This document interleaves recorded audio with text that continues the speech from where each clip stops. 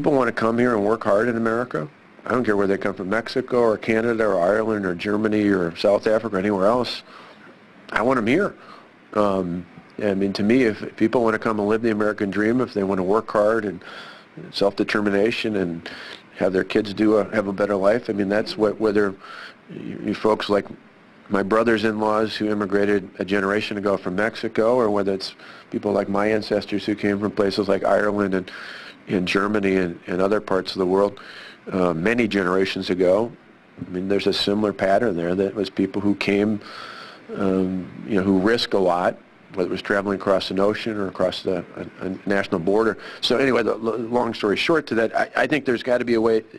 Not only do I think they need to fix things for people who are already here or find some way to deal with that, there's got to be a larger way to fix the system in the first place, because if it wasn't so cumbersome, if there wasn't such a long wait, if it wasn't so difficult to get in, you wouldn't have the other problems that we have with people who don't have legal status here in the first place. And that seems to be, at least to me, what I hear in the national debate, largely overlooked. It all is about the 11 million, and I don't know how we get that exact number, because people, if they're not here legally, I don't know exactly how you figure out whether it's 11 million or 25 million or 5 million or whatever it is, but we've heard enough about it that it's a real issue. But like I said, I don't know why. You hear some people talk about border security and a wall and all that.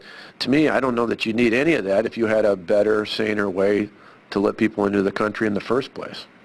That's definitely true, but we have these millions of people, right? I mean, that's sort of this is sort of what I guess why you don't deal with federal government, and I understand that you don't need to have a position on the specific bill, but on the broad question, it is interesting. It'd be interesting to know your thinking. The biggest split, right, is about what to do with those 11 million or however many people it is.